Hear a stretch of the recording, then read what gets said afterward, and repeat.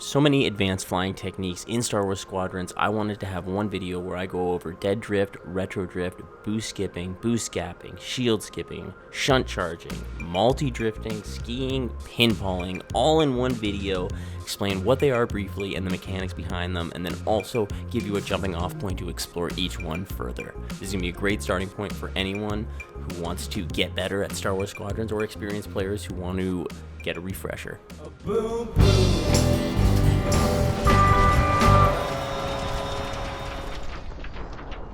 Hey, this is Time Bomb, and if it's your first time checking out the channel, hit that subscribe button to catch all updates. Thanks a lot for joining me here today.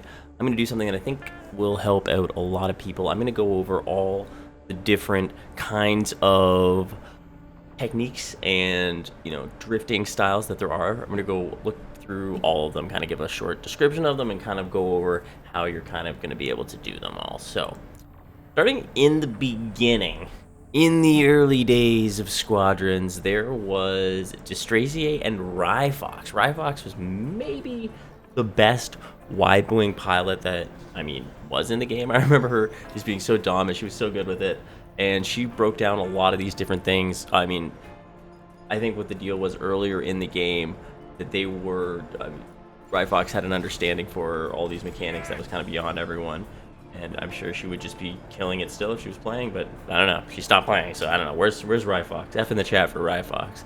So let's take a look at her guide here.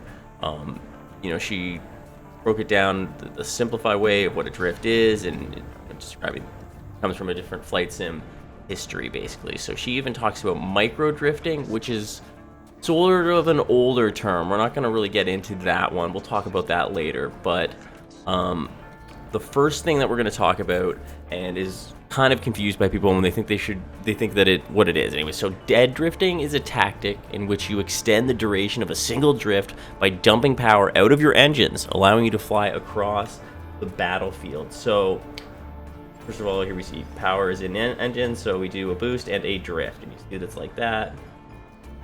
Now, when we cut it from it, and you see we do the drift like this. See how much more drift you get when you do it that way, when it's not in the engines, and then you can kind of put it back into engines too. End your drift, so you're boosting drift, cut it to power. I ran out of boost, so bad example there, but watch it. You have it in engines, boost, cut it to weapons, and you see how much longer your drift is going to last this way. And people can use it to, you can use it to fly along and like strafe a ship in different ways, like goes on to describe earlier. So this dead drifting, earlier in the game, it gave you actual frames of invulnerability, and that's why it was so overpowered. It's not the same thing now. It's not that you don't get those frames of invulnerability. They have patched it out, but it's still something that you do want to be using because of the ability to stop, the way that you can control your ship. It's another tool that you're going to be using in between all of these other techniques. Okay, so the next one we're going to talk about is the retro drift, which again, this is one from Rhifox's earlier guide. So really what the retro drift is here is retro drifting is a tactic in which you maintain a drift beyond its normal duration. It is similar to chaining micro drifts, except chaining micro drifts is something else we're going to talk about soon, except you never stop drifting. So this is the idea with it. So you're going to go boost drift, boost drift, boost drift, boost drift, boost drift. Just quick tap on it like that is the boost drift. That's the retro drift turn, so you're just never really stopping. When you do it perfectly, you're never gonna stop drifting. You're just constantly giving that I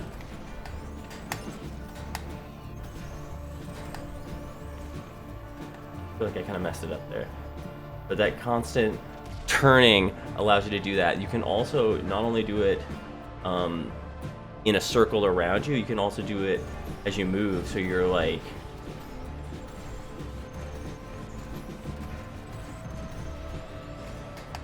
turning around, doing it that way as well. So that's the rolling retro drift, as it was kind of described. Type of retro drift, instead of performing looper turns, you fly in a corkscrew forwards. This allows you to gain much of the evasiveness of retro drifting while putting distance between you and your opponents. Okay, so the retro drifting, we got that covered.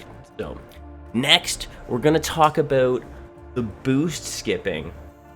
Now, the boost skipping is the most effective way to move across the map. So let's put full charge in our engine. So when you're boosting, and I kind of do need headphones on to hear some of the other thing too. When you're doing this stuff, you want the cues from the audio so that you know exactly where you're doing things right. So you're looking at your engine speed, right? Your top speed here when you're boosting here. So you're gonna look, it goes up to 249 max, right?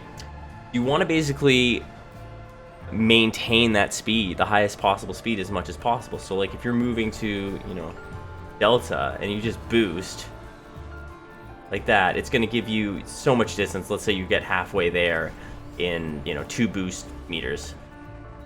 When you are boost skipping, you're just maximizing that basically. So rather than, as soon as you get there, you boost and you drift, and you boost and you're drifting. You're just trying to keep that top speed for as much as possible,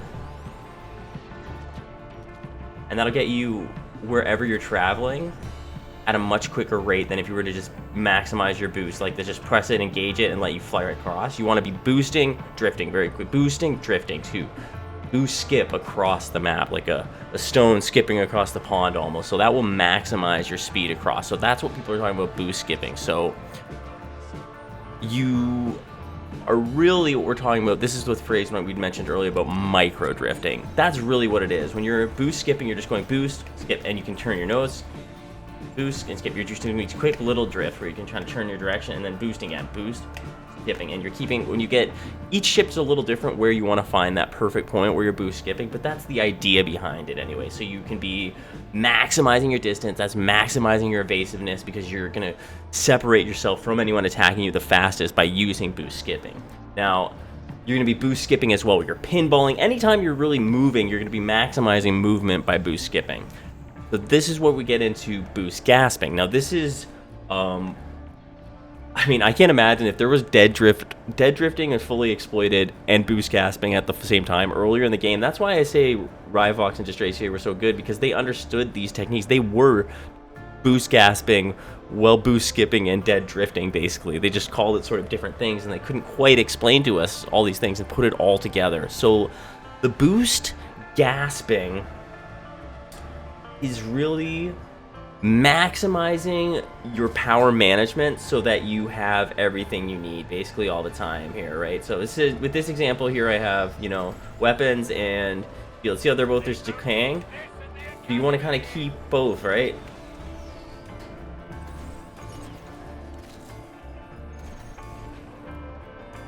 Yeah, I'm just kind of going in a circle right now. You see how I'm able to just maintain that boost? Even though I'm using it, I'm able to get it back. This is the principle behind boost gasping.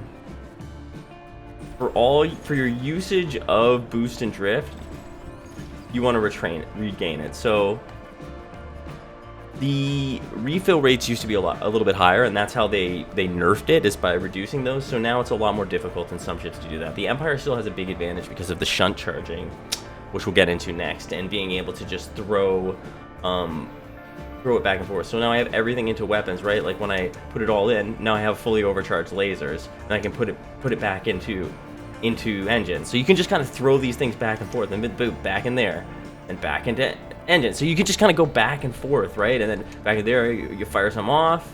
But you still can have some that you can put back in there, right? So it's just this conversion rate is very good. To the point with bombers even, I guess we're getting into the, shunt charging area now. So to the point with bombers and interceptors, that's what Scalp did basically at the Cal Cup that Splinter won, is Scalp was just flying around doing that constantly, right? So like he was just basically had full things of lasers, right? Throw it over to engines.